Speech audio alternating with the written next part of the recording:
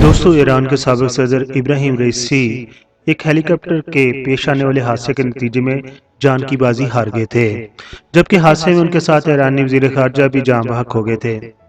Tehran की communication के मुताबिक हेलीकॉप्टर को हादसा तबरेज़ से 100 किलोमीटर दूर पेश आया था, जबकि ईरानी मिलिट्री चीफ की जानिब से हादसे की वजूहात जानने के लिए तहकीकात का भी हुक्म दे दिया गया था।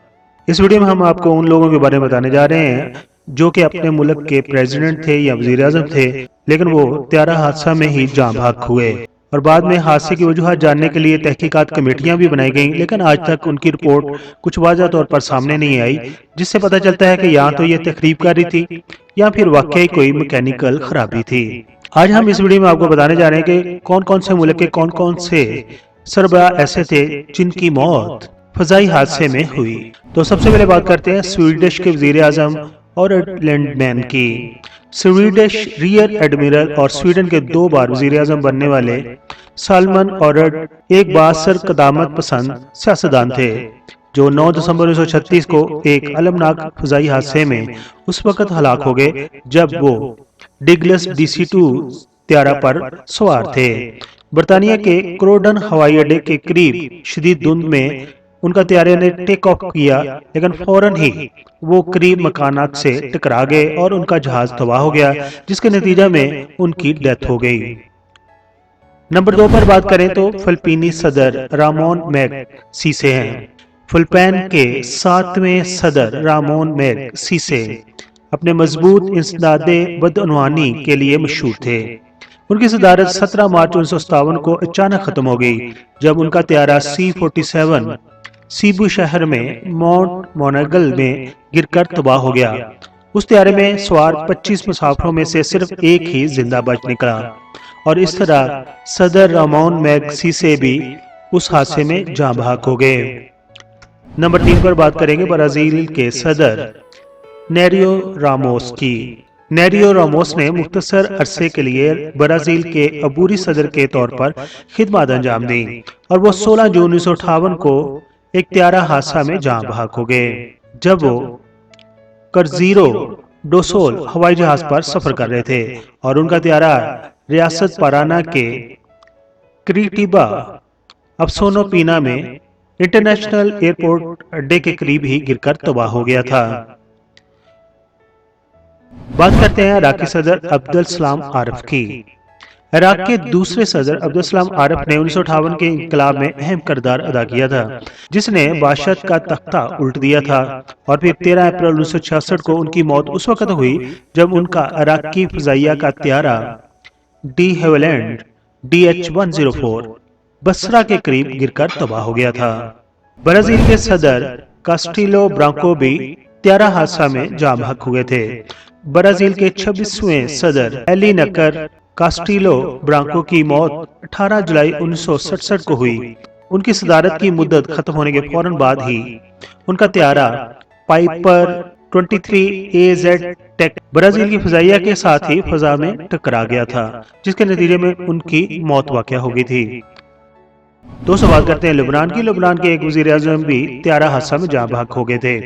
लेबनान के वज़ीर आज़म राशिद करामी, जो खाना जंगी के दौरान एक नुमाया शख्सियत थे, 1 जून 1987 को बेरूत जाते हुए उनके हेलीकॉप्टर में एक बम फट गया था, जिसके नतीजे में वो जाँ बहक हुए।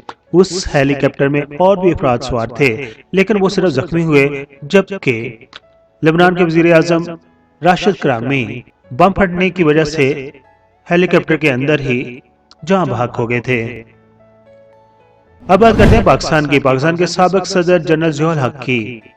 पाकिस्तान के छठे सदर जनरल ज़ियाउल हक 17 अगस्त 1988 को उस वक्त खालके हकीकी से जा मिले जब उनका त्यारा C-130 बहावलपुर से टेक ऑफ करने के फौरन बाद गिरकर तबाह हो गया। कहा जाता है कि मैकेनिकल नाकामी से लेकर तकरीबकारी तक के नजरियात के साथ हादसे की वजह पुरसरार रही और आज तक रिपोर्ट सामने नहीं आ सकी कि उस हादसा की वजह क्या बनी। हाँ, ये अलग बात है कि उस हादसा में अमेरिका के चंद आला ओहदेदारान भी शामिल थे और उनकी भी डेथ हो गई थी। चिली के साबिक सदर सेबस्टियन पिनेरा की मौत फरवरी 2024 को हुई थी। उनका भी हेलीकॉप्टर جنوبی چلی کی ایک جھیل میں گر کر تباہ ہو گیا تھا۔ وہ چلی کی سیاست میں ایک اہم شخصیت ہے اور انہوں نے مسلسل 2 بار صدر کی حیثیت سے خدمات انجام دی تھیں۔ یہ بتاتے چلیں کہ سابق وزیر اعظم اندرا گاندھی کے بیٹے سنجے گاندھی کی موت بھی فضائی حادثے میں ہوئی تھی، تاہم ان کا شمار ریاستی سربراہوں میں نہیں ہوتا۔ وہ 23 جون 1980 کو دہلی کے صفدر جنگ ہوائی اڈے پر اپنے طیارے کا کنٹرول کھو جانے کے نتیجے میں ہلاک ہوئے تھے۔ کراچی، لاہور، پشاور، فیصل آباد، کوئٹہ، ایک راستہ پاکستان اور ایک راستہ ورلڈ۔ آپ دنیا میں جہاں کہیں بھی ہمارا یوٹیوب چینل دیکھ رہے ہیں، السلام علیکم، السلام علیکم۔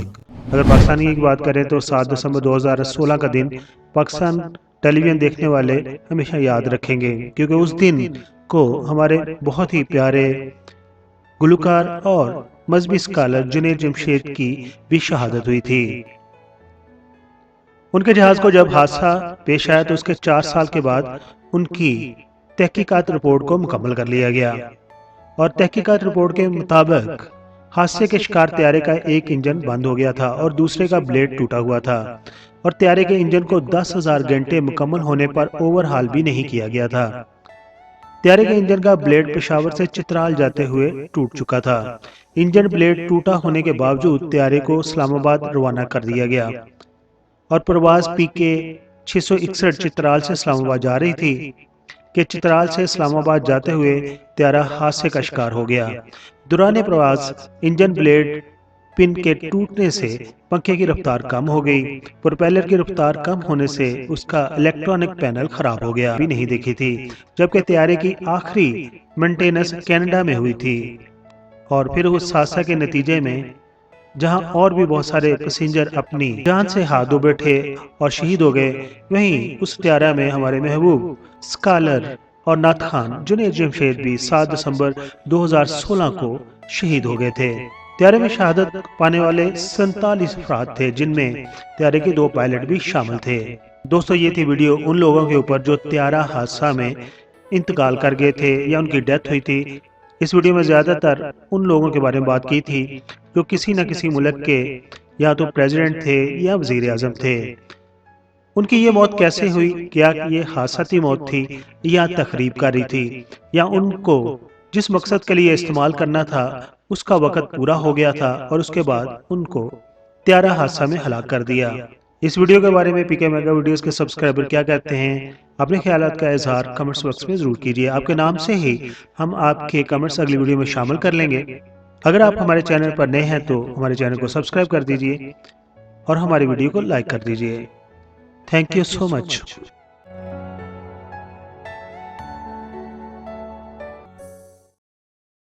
I am Nasser Hassan. Please like the video and subscribe PK Mega Videos channel.